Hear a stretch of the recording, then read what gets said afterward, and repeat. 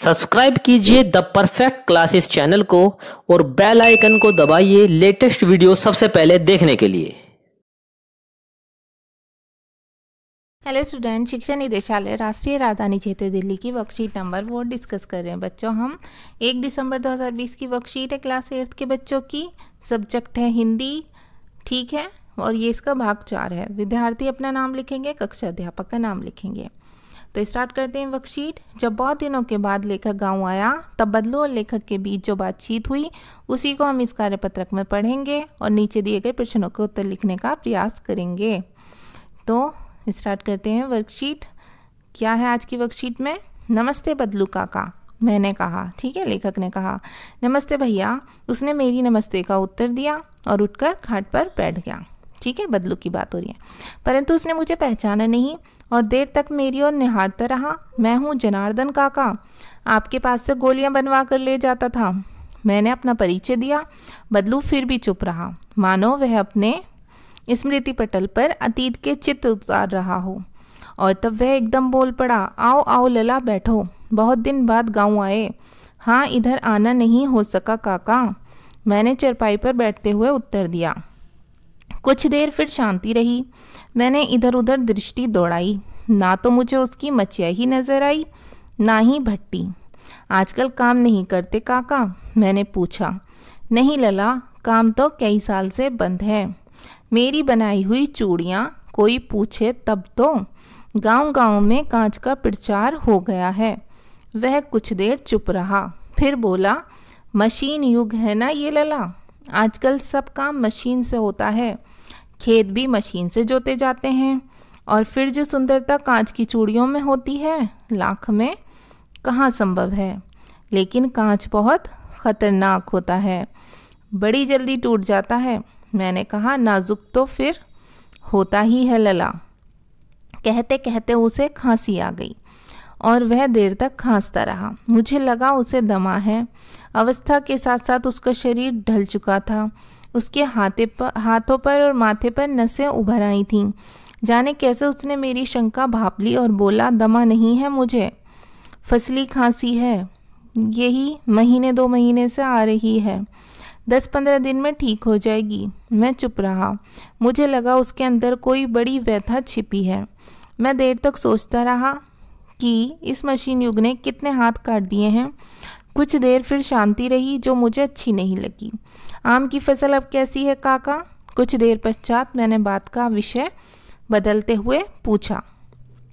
अच्छी है लला, बहुत अच्छी है, उसने लहक कर उत्तर दिया और अंदर अपनी बेटी को आवाज़ दी, अरे रज्जो, लला के लिए आम तो ले आ। फिर मेरी ओर मुखातिब होकर बोला। मुखातिब का मतलब बच्चों, उसकी तरफ थोड़ा ध्यान करके बोला वो, माफ़ करना लला, तुम्हें आज आम खिलाना भूल गया था। नहीं नहीं काका, आम तो इस साल बहुत खाए हैं। वाह वाह, बिना आम खिलाए कैसे जानू दूंगा तुमको।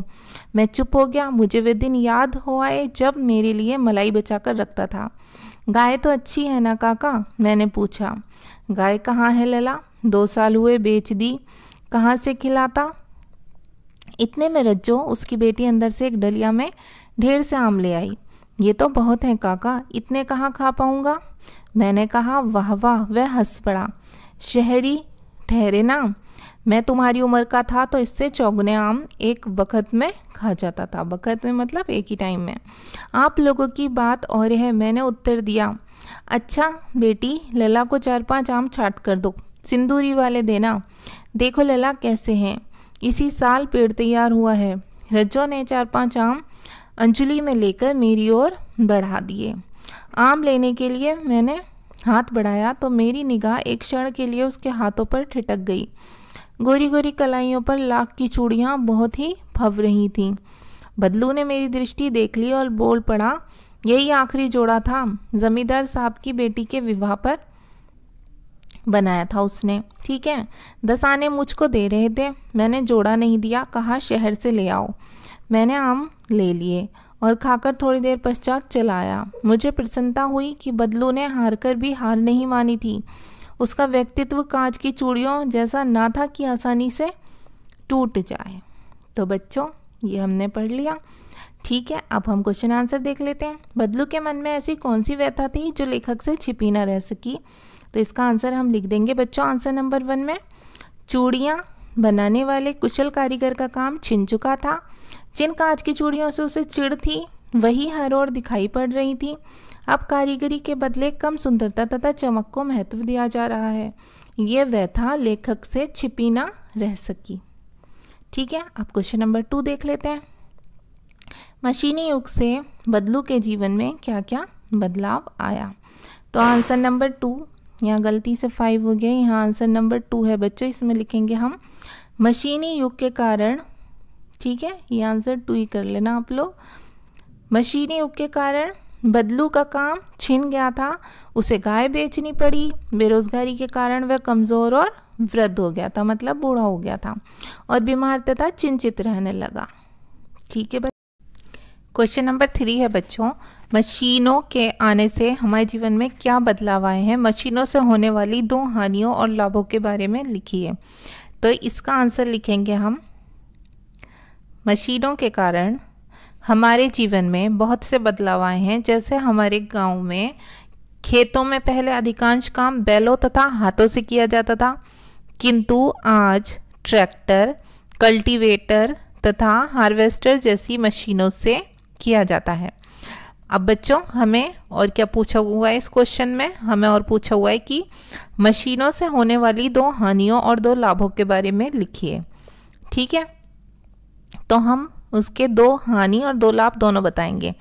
मशीनी युग के 2 लाभ हैं बच्चों, मशीनों से बहुत कम समय में काम हो जाता है। ठीक है, मशीनों से जो काम होता है वो बहुत कम समय में हो जाता है, बहुत कम टाइम लगता है। सेकंड है, मशीनों से काम करने में मानव श्रम, मतलब मनुष्य को जो मेहनत करनी होती है उसकी आवश्यकता नहीं होती है।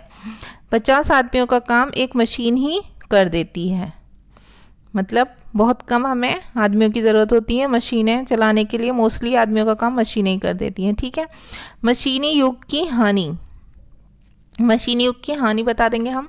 मशीनी युग के कारण मनुष्य से रोजगार छिन गए हैं।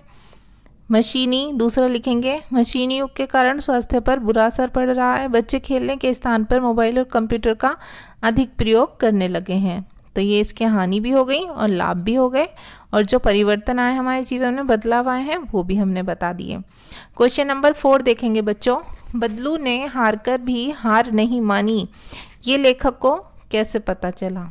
तो इसका आंसर हम लिख देंगे आंसर नंबर 4 में, बदलू ने हार कर भी हार नहीं मानी क्योंकि उसने जो जोड़ा जमींदार साहब की बेटी के लिए बनाया था वह उसके केवल 10 आने दे रहे थे, मतलब 10 आने करेंसी उस टाइम की 10 आने दे रहे थे, और बदलू ने उन्हें जोड़ा नहीं दिया और कह दिया जाओ शहर से ले आओ।